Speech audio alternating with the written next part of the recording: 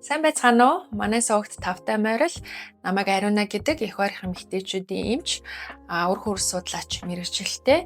За одоогоор бол үргүйдэл өршөлжүүлэн суулгах эмчилгээний чиглэлээр ингээд мэрэгшээд ажиллаад явж байгаа хүн байна.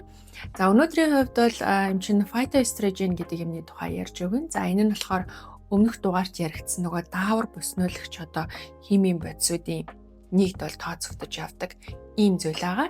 За хэдийгээр дааврын алдагдлыг одоо хүргэдэг даавар бүснүүлэгч бодисын химийн бодисын ангилалд орж явдаг боловч за зарим тохиолдлуудад эргээд бас эрүүл мэндэд ашигтай байх ийм нөлөө үзүүлдэг ийм зүйл байгаа. Тэгэхээр нэлээд ийм адармаатай сэдв гэсэн үг. Тэгэхээр ямар үед нь энэ зүйлийг хориглох ёстой юм? За ямар үед нь бас хэрэгжилж болох юм бэ гэдэг талаар өнөөдөр тайлбарлаж өгье.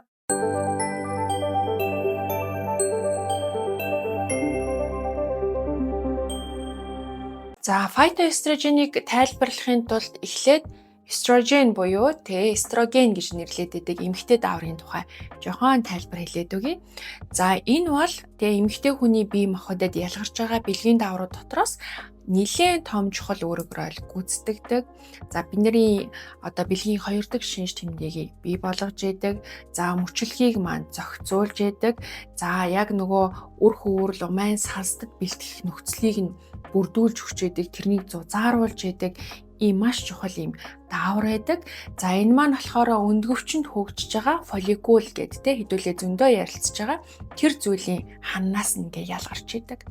За энэ ялгарчлын хэмжээгээр нь тарих фолликул хөгжиж гин үү, хөгжихгүй байна уу, би хөгжүүлэх үү, эсвэл энийг болцсон юм чинь би хагалж өгөх үү гэдэг шийдвэрийг гаргаж идэг байна. Тэгэхээр нөгөө тарих өндгөвч хоёрын хооронд нь холбож яадаг бидний мөшлийн хэвийн үйл ажиллагааг явуулахад оролцож яадаг маш юм чухал даавар гэсэн үг. За энэ даавар дээр нэг том юм анхааруулж хэлнэ. За эстроген даавар их байх нь сайн гэдэг ойлголт хүмүүс их яриад байдаг. Өөрөөр хэлбэл эмэгтэй даавраа буст хий. Эмэгтэй даавар одоо орлуулах бүтээгдэхүүнүүд хэрэглэе. Тэхийн бол одоо хөөрчгүй сайн байна. Эсвэл эмэгтэйлэг байдал илүү одоо гарч ирнэ ч гэдэг юм уу. Тийм буруу ойлголт байдаг. Тэгэхээр эстроген даавар маань мөчлөгийн ихэнд бол маш бага хэмжээтэй хэмжигддэг. За тэгээ мөчлөгийн дунд үед нөгөө фолликул хөгжихдээ зэрэгцээд өсөж өгдөг. Эргээд фолликул хаарсны дараа буурдаг. Тэгэхээр угаасаа хүний биед багасаад ихсэж идэг ийм зүй тогтлоор явагддаг гэсэн. Тэгэхээр угаасаа бага байх хэвээр тэр нөхцөлд нь бол бага л байх хэвээр шүү дээ. Тэрэн дээр ингээл их хэмжээний даавар байгаад байх ямар шаардлага байхгүй. Тэгхийн бол эргээд нөгөө тархитайгаа холбогдох механизм маань хямраад хэдүүлээ юм мөчлөгийн алдагдал үүснэ гэсэн үг байна. Нэгдүгээр. Хоёрдугаарт тэр фолликулаас ялгарч байгаа даавар болгон эмэгтэй хүн бүрт өөр байна. Тэр байтугай эмэгтэй хүний мөчлөг болгонд өөр байдаг байна. За ингээд даавраа банк хянуулдаг одоо өршөлжүүлэн суулгах эмчилгээ ч юм уу хийлэгдэг өргөдлийн эмчилгээ хийлэгдэг эмэгтэйчүүд маань маш сайн тэрийг мэдж байгаа. Яадгүй гэхэлэр за окей надад нэг ийм 20 миллиметр за тийм фолликул байлаа гэж бодъё. За бас нэг миний найзад тийм одоо хэмжээний фолликул байлаа гэж бодъё. За тэгэнгүүт энэ хоёроос ялгарч байгаа даавар нь хүртэл өөр байдаг. Хэдийгээр ижилхэн хэмжээтэй боловч за одоо магадгүй манай найзын фолликулаас одоо нэг 400-300-тай 400 пикограмм миллилитр гэж нэг жир хэмждэг. За 400 орчим гэх юм уу. Нэгж одоо тийм даавар ялгардаг байлаа гэж бодоход миний 20-тай фолликулаас болохоор энэ 250 ч юм уу 200 орчим ялгардаг байж болно гэсэн үг байхгүй. Ингэснээрээ бит хоёр одоо манай найз илүү одоо мундаг фолликултай илүү нөхөн уржих чадвартай гэсэн утгатай биш. Муу байснараа энэ фолликул муу би муу гэсэн утгатай биш байхгүй. Тэгэхээр ялгарч байгаа үүсэж байгаа фолликулын хэмжээ ижилхэн боловч ялгарч байгаа дааврууд ялгаатай байдаг. Өшөө дахиад миний тэр 20-тай фолликул одоо энэ удаад 300-тай даавар ялгарч ирсэн бол дараагийн сард нь 400-тай ч гэдэг юм. Ингээд өөр байдаг байна. Тэгэхээр энэ өөр байгаа байдал нь бол нөхөрчүүн чадамжийг бол заахгүй таныг хэр эмгтээлэггүй гэдгийг чинь хүртэл заахгүй гэсэн. Тэгэхээр манайд юу гэж ойлгох вэ гэхээр дотоод шүүрлийн тогтолцоо бэлгийн дааврууд гэдэг чинь маш нарийн зохицуулгатай юм байна. тэрнэр ямар нэгэн даавар их байснараа илүү сайн гэсэн утга байхгүй. Тэгэхээр ер нь бол байгалийн байглаараа л ясны дээр өөрөөр хэлэх юм бол таны мөчлөг доктортой л байгаа бол таны мөчлөг цагтаа л ирж байгаа бол фолликулчин хөгжөөд хагарч л байгаа бол тэрэн дээр бол ингээл тэр даавар их сэтгэл гаднаас нь янз бүрийн юм ерөөсөө хэрэглээд байх шаардлагагүй гэсэн. За гэхдээ яг уу зарим дутагдaltaй байдаг эмгэгүүд бол байдаг. Тэр тохиолдолд бол өөр тэрийг бол эмчнэр оншилно. Шаардлагатай бол тэр дааврын бэлтгэлүүдийг өгнө гэсэн үг байна. За эмч нь энийг тайлбарлаж өгөх гэж оролцсон юм аа. Яагаад гэвэл хүмүүс бас манай охтууд ч гэсэн миний даавар юм байна, чиний даавар юм байна, тэрнийх тийм байсан, энийх юм байсан гэдэг ингээд аюу харьцуулалт хийх гэдэг. Тэгэхээр энэ бол хүн болгонд өөр юм байна. Тэр даавар дандаа цуснд өндөр байна гэж байхгүй, бүр доошоогоо унчих тохиолдол ч гэсэн байдгийм байна гэдгийг ойлгож аваасаа гэж хүссэндээ энийг ингэж илүү дэлгэрэнгүй тайлбарлаж өгöd байгаа юм. За энэ маань болохоор эргээд тэр одоо нөгөө фитоэстроген гэдэг юмтайгаа холбогдох гэдэг. За түүнээс гадна нөгөө эстроген дааврын одоо хүлээн авуур буюу рецепторууд гэдэг юм чинь дан ганц нөхөр орчмын тогтолцоонд биш. Тэ одоо тархинд, ясанд, өөхний эсүүдэд, бөөр, элэг, хөхний эсүүдэд, зүрх судасны тогтолцоонд, за уушгинд, за зарим дархлааны эсүүдэд, бүдүүн гидсэнд энэ төр байрлж идэг байна. За зарим тохиолдолд бүр ийм хавдрын эсүүд дээр хүртэл илэрдэг. За ийм учраас эдгээр эрхтнүүдийн хэвийн үйл ажиллагаанд бас энэ даавар маань тодорхой хэмжээгээр нөлөөлж байдаг бөгөөд тэгээ энэ дааврын алдагдал нь бас эдгээр эмгэг одоо эрхтнүүдэд эмгэг үүсэх нөхцөлийг бүрдүүлж иж бас болдог байх нэ. За тэгэнгүүт фитоэстроген гэдэг нь юу юм хэлээд байгаа юм гэхлээр эстрогентэй одоо тэр эстрогений хүлээн авууруудтай холбогдож үйлчлэгээ үзүүлэх чадвар бүхий ургамлын гаралтай юм химийн бодисуудыг хэлээд байгаа гэсэн үг. За тэгэхээр нөгөө одоо зөвхөн өндгөвч умайн салст гэхгүй те нөгөө бусад эрхтнүүд дээр байрлсан эстрогенүүдтэй ч гэсэн холбогдох чадамжтай гэсэн үг байх нь эстрогений рецептортэй. Тэгээд эстроген шиг үйлдэл үзүүлж болно. Өөрөлдөх юм бол яг эстроген даавар холбогдчихлоо гэдэг ингээд тэр үйлдэлийг үзүүлж болно. Эсвэл тэр эстроген дааврын блок хийж болно гэсэн үг. Үйлчлэгийг нь одоо үзүүлэхгүй байх магадлалтай байдаа гэсэн үг.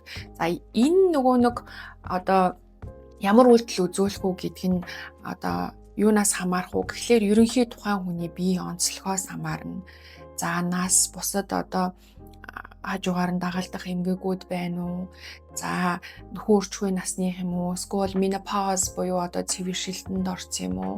За нөгөө рейс буюу яс үндэс тэ ямар төрлийн хүн Аз хүн юм уу? Европ хүн юм уу гэдгээсээ хамаарат энэ үйлдэлүүд нь янз янз гарч ирдэг байна. Тэгэхээр яг ийм тогтсон ойлголтод хүрэхэд бол бас жоохон төвөгтэй юм байдаг.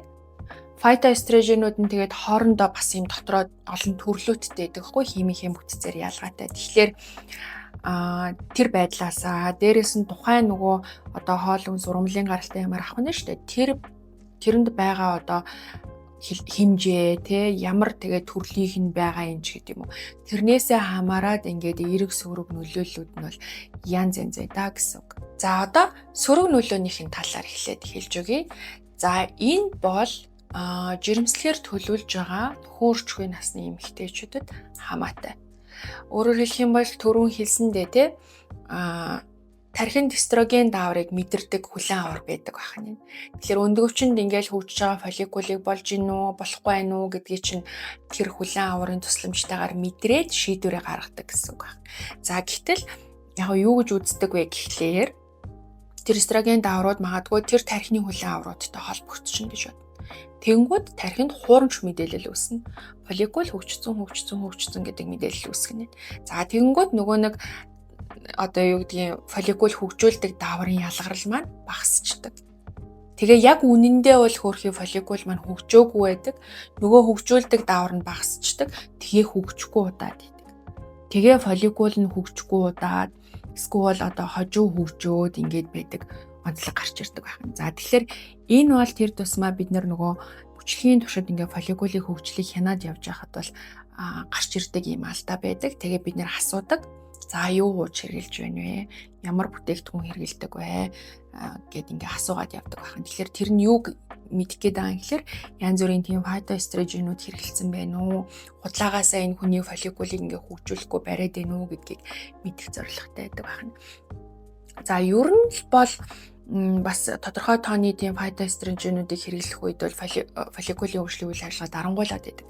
Гэхдээ бас хүнээсээ болно, түрүү нөгөө онцлогоосоо болно гэсэн. За зарим тохиолдолд бол зарим хүний одоо нүүр чанар дарангуйлагдахгүй тэгээ хэвийн ажиллах тохиолдол байдаг. Заримдаа бол тэгэхээр дарангуйлагдаад байдаг. Тэгэхээр ер нь бол би тэгэхэд юу гэж зөвлөдөг вэ гэхээр нөхөн үржих насны эмэгтэйчүүд фитоэстрогенийг ингэж нэмэлт байдлаар бүр ингээ бэлтгэл байдлаар бол ерөөсөө огт хэрэглэж болохгүй. Тэрийг агуулсан юм тусгай одоо эмэгтэйчүүдийн янз бүрийн бэлтгэлүүд идэг шүү дээ, тий. Эмэгтэй дааврыг дээшлүүлнэ, одоо хурдан жирэмсэн болгоно гэсэн юмд тодтолтой тийм дааврын бэлтгэлүүдийг агуулсан юмнуудыг бол шууд хоригддаг. За энэ нь бол эргээд тэр фолликул хөгжих, жирэмсэн болох явцад сөргөөр нөлөөлдөг гэж үздэг байна. За энэ бол маш чухал өнөөдрийн өгөх гэсэн бас гол мессеж манайхан. За дараагийн зүйл нь болохоор яг судалгааны түвшинд явж байгаа. Гэхдээ их хэмжээтэй өдөр тутмынхаа хүнсэнд их хэмжээтэй энэ фитоэстрогенийг хэрэглэсэн жирэмсэн байхтай хэрэглэсэн тохиолдлуудад нөгөө эрэгтэй юм уу эмэгтэй бэлэг эрхтний бас ийм одоо гаж хөгжил гэх юм уу тийм зүйл бас арай илүү тохиолдоод байх шиг байна гэсэн юм судалгаанууд бол байгаа. Гэхдээ яг одоогоор батлагдсан юм бол байхгүй. Гэхдээ л одоо хүүхдийн өсөж хөгжих тэр бэлгийн одоо тогтолцоо өсөж хөгжих тодорхой хэмжээгээр нөлөөлөх магадлалтай гэсэн утгатай байна. Тэгэхээр ер нь бол жирэмсэн үед бас ийм фитоэстрогенийг нэмэлтээр агуулсан бүтээгдэхүүнүүдийг тийм ихээр бол хэрэглэх шаардлага байхгүй. Гэхдээ угаасаа өдөр тутмын тодорхой хүнснүүдэд байгаа байхгүй. Тэгэхээр тэрнээс бол ягаад ч зайлсхийх боломжгүй. Тийм учраас зүгээр л нэмэлтээр одоо янз бүрийн тийм юм битгий хэрэглээл гэсэн санаа байна. За тэгвэл фитоэстрогенийг хэн хэрэглэх ёстой юм бэ? Хинд эерэг үр нөлөөтэй байж болох юм бэ гэхлээр одоо цэвэршилтийн насанд байгаа цэвэршиж байгаа эмэгтэйчүүдэд менопаузд орсон эмэгтэйчүүдэд бол маш ашиг тустай гэдэг нь бол батлагдсан. За яагаад гэвэл цэвэршилтийн үед нөгөө эстроген даавар чинь байхгүй болчихдог байхгүй юу? Ер нь бол өнөөч ажиллахгүй учраас. Тэгэхээр даавар багасчаар тэр олон одоо бие махбодын сэтгэл санааны тийм олон зовирууд илрээд байгаа гэсэн. Тэгэнгүүт тэрийг нь орлуулад фитоэстрогенийг хэрэглэх юм бол тэр зовирууд нь бол үндсэндээ нэлээд багасаад ирдэг. Тэгэхээр маш тийм ач холбогдолтой. Тэгэхээр цэвэршилтийн одоо эсрэг юм ургамлын гаралтай найрлагатай одоо юмнууд зөндөө байгаа. За тийм дотор бол фитоэстрогенүүд бол нэлээд агуулгдсан байдаг. Тодорхой одоо найрлагыг харах юм бол за яг цэвэршилтийн үед ийм даавар орлуулах шууд одоо тэр эстрогентэй бүтгтад байгаа дааврыг өгч болно. Гэхдээ тэр нь эргээл бас нэг баг зэргийн сөрөг нөлөө байдаг учраас ер нь бол фитоэстроген агуулсан иймэрхүү бэлтгэлүүдийг бол эхний ээлжинд хэрэглээд үзээрэй гэж зөвлөдөг. За тэрүүнд бол ингээд шиш тэмдгүүд нь сайхан багасчих юм бол ер нь бол тэрийг ингээ хэрэглээд явж иж болно гэсэн. За тэгэнгүүт бас нэг юм давуу тал нь яадаг вэ гэхээр эдгээр чинь үрслийн эсрэг антиоксидант эсэлтэлтийн эсрэг за тэгээ шин судасчлалт одоо үүсгийн эсрэг одоо ер нь бол ийм одоо юу гэдэг залуужуулах өрөвслийн эсрэг тийм нөлөө бас байж иж болно гэж үздэг. Тийм учраас бол бас хэрэгжилж болно. Тэр нөлөө нь бас Азиудад нэлээд нөлөөлдөг гэсэн тийм судалгаанууд байдаг. За яагаад гэвэл фитоэстроген чинь хамгийн их бас нэг агуулгаддаг юм сой байхгүй юу? Сой. Тэгэл ингээд сой соус ч гэдэг юм уу соёг ер нь бол Азиуд их хэрэгэлдэг штэ. Тэрнтэй холбоотойгоор угаасаа фитоэстрогений одоо өдөрт авдаг хэмжээ Европод энэтрээс их өндөр гэж гардаг байхгүй. Тэгээ тэр нь эргээд одоо ийм архаг гүйч өвчин баг тусах за тэгээд урт наслах юм үнс бас байж болох юм гэсэн юм судалгаанууд байдаг байна. Тэгэхээр ер нь бол хэрэгжилж болно. Тодорхой хэмжээгээр бага хэмжээгээр хэрэглэх нь бас олон өвчнөөс сэргийлэх зарим төрлийн хавдруудаас сэргийлэх хүртэл юм нөлөөтэй байж болно гэж үздэг. За фитоэстроген юунд агуулгаддаг вэ гэхлээр түрүүн хэлсэн сой бийн буюу одоо шар буурцаг за тэгээ сармис одоо зарим төрлийн самарнууд, үрнүүд, жимснүүд, за тэгээ хүнсний ногоо, За тэгээ хүнсний ногоо дотроо тэр нөгөө анар гэдэг шүү дээ. Тэр байх нь жимс. За тэгээд кофеин, за тэгээ ногоон цай, за энэтхэг гаралтай турмерик энтерт бол нэг хэмжээгээр агуулгаддаг гэж үздэг. Ингээ харангуут ер нь бол бидний бас өдөр тутамдаа хэрэгэлдэг ийм хүнсний бүтээгдэхүүнүүдэд бол зөндөө байдаг байхгүй. Тэгэхээр тэрнээс л угаасаа бид нэр татгалзах аргагүй. Угаасаа одоо эдгээр чинь нэлийн сайн бүтээгдэхүүнүүд шүү дээ. Бид хэрэгтэй байх нь. Тийм учраас хэрэглэж болно. Ямар ч асуудалгүй. Гэхдээ ямар нэгэн одоо тэр өндөр хэмжээ тунтай агуулдаг бүтээгдэхүүнийг хит их одоо хэмжээтэйгээр банк хэрэглэж болохгүй л гэсэн санаа авах. За нэгдүгээр, хоёрдугаар эднэрийг одоо бас нөгөө фитоэстрогенийг бэлтгэл олгоод гаргадаг тохиолдлууд байдаг. Жишээлх юм бол анарын бэлтгэл. За эмэгтэйчүүдэд сайн энтергээд одоо гардаг тийм солонгосын ч юм анарын бэлтгэлүүд байгаа. За ер нь бол сайн. Ягдвал анар өөрөө ийм хөшрөлтийн эсрэг одоо нөлөө үзүүлдэг. За дээрэс нь фитоэстроген агуулдаг учраас дайрс марс гоё болгодог ч гэдэг юм уу те. Ер нь бол тийм аятайхан нөлөөнүүд бол байгаа. Гэхдээ яг жирэмслэхээр төлөвлөж байгаа хүмүүс бол угаад хэрэггүй. Жирэмслэхээр төлөвлөөгүй энэ төр тийм хүмүүс бол ууж иж болно. Яг ингээ фолликул хүндэр хөгжих нь чухал байгаа те. Энэ тохиолдолд бол угаа дэмий гэж бид нар зөвлөдөг. Ер нь охтуудаа. Тэгэхээр хэрэггүй байх нэ. За дараагийн бас нэг бидний хориглоод идэг нэг юм байгаа. Тэр нь болохоор янз бүрийн юм ургамлын найрлагатай тийм эмэгтэйчүүдийн цай, тан энтрийг бид нэр хоригддаг. Яа тэгвэл ургамлын гаралтай тэр юмнуудад чинь тэр фитоэстроген гэдэг юм байх магадлал өндөр байгаа байхгүй. Тэгэхээр тэр тохиолдолд бас энэ фолликулын хөгжил юмнуудад нөлөөлөх магадлал байгаа. Дээрээс нь өшөө дахиад нөгөө фолликул дотор хөгжиж байгаа үндгээс бас нөлөөлөх магадлал байдаг байна. Тэгэхээр яг ингэж төлөвлөж байгаа жирэмслэгээр одоо оролдож байгаа үедээ бол тэр юмнуудыг аль болохоор хэрэглээд хэрэггүй гэж зөвлөнө. За дараагийн нэг юм нь болохоор бурам байгаа.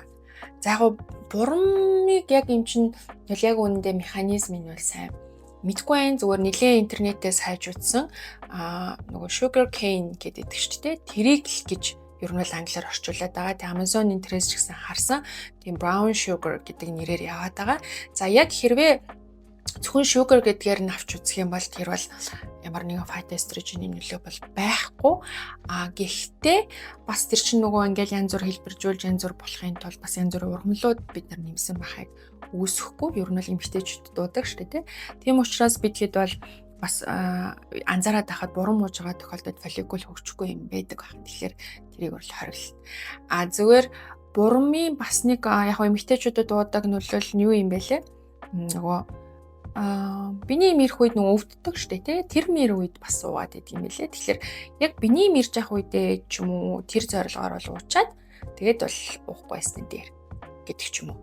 Тэгж бол зохицуулж болно гэсэн үг. Зүгээр яг хуу тэр фитоэстрогенийхэн нөлөө байж магадгүй. Яагаад гэвэл бурам ууглаар их тийм биний юм ихэрдэг энтергийн эмэгтэйчүүд хэлээд байдаг байхгүй. Тэгэхээр нөгөө тэр чинь савны хананы эсүүдтэй холбогдоод магадгүй тэнд ингээд усны урсгал юмнуудыг сайжруулад тэгээд одоо их цус гарч байгаа юм шиг мэдрэмж төрүүлж иж магадгүй гэсэн үг. Тэгэхээр тэрийг бол үүсэхгүй. Гэхдээ юм чинь өмнөх одоо дугаарууд дээр ч хэлсэн те. Их бүр ингээл их хэмжээтэй цус гарна гэдг нь бүр сайн гэсэн утга бол байхгүй юм гэж хэлсэн байгаа. Яг тодорхой хэмжээтэй л гарвал зүгээр. Тэгэхээр их байна гэж одоо шингэн улаан өнгөтэй байна гэдг нь бол одоо маш чухал юм шиг охтууд маань яриад байдаг, бүсгүйчүүд маань яриад байдаг. Тэгэхээр тэр бол бас тийм хувийн онцлогоос л хамаарсан асуудал. Тэгэхээр тэр бол заавал ингээл урсаж гараад шингэн байх тусмаа сайн гэсэн утга бол бас байхгүй гэдгийг хэлмээр байна. За өнөөдрийн сэдв маань нэг иймэрхүү товчхон ойлголт байлаа. Тэгээ гол нь тайдаг юуг одоо мессеж болгож аваасаа гэж хүссэн бэ гэхлээр зөв зүгээр байгаа. Ажиллаж байгаа дотоод шүүрлийн тэр тогтолцоог бол ерөөсөө нэг оролдоод хэрэггүй. Тэр чинь таны бие махбодын онцлог, таны бие махбодын үйл ажиллагааны юм онцлогоор ингэж явж байгаа зүйл. За тэгээ хин нэгэнтэй заавал юм харьцуулагдах албагүйгээр ингээд зүгээр хэвийн ажиллаж байгаа дотоод шүүрлийн тогтолцоог битгий оролдоорой. Эстрадиол, одоо прогестерон энэ төрийг хизээж хамаагүй, мөчлөгийн хизээж хамаагүй уудаг зүйл бол ерөөсөө биш. Одоо хүмүүс бас прогестеронтай наалт маалт гэж янз бүрийн юм яриад байгаа хгүй. Тэр чи одоо прогестерон ихсээгүй байгаа бие махбодод наачаар тэгэл нөгөө тогтолцоог чи хямраачих байхгүй. Тэгэхээр Ерөн дотоод шуурлын тогтолцоогоор битгий хамаагүй оролдмоор байгаа бол цаавал эмчийн заавраар тэр зүйлсүүдийг их хэрэглээд үзээрэй гэж хэлмээр байна. Тэгэхээр бүх зүйлийг бол үүсгэх гээгүй гэхдээ эмчийн заавраар тэр цусмын дотоод шүүрлийн юмнуудыг хэрэглэх бол маш чухал байдаг юм гэдгийг хэлмээр байна. За тэгээд дараагийн дугаараараа эндометриоз ярьд юм билүү гэж бодож байгаа. Тэгээ нэлээд олон эмэгтэйчүүд бас хүсэлт гаргасан. Тэгээд өөрөө маш том сэдв учраас эм чин одоо энэ YouTube-ийн хуудсанд бүгдийг одоо нэгтгэж болж чадахгүй. Гэхдээ тодорхой хэмжээний ойлголтуудыг өгөөд ингээд бичлэгээ хүргэнэ гэж бодож байгаа. Тэгээд эндометриозтай эмэгтэйчүүд маань бас дараагийн дугаараа алдалгүй сонсоорой гэж хүсмээр байна. За ингээд нэрээ шеэр хийгээд лайк дараад өгөөрэй. Тэр маань бас их чухал нөгөө илүү олон хүнд хүрэх боломжийг олгох юм байлээ. Тэгээд дараагийн дугаараар дахин уулзлаа. Баяр таа.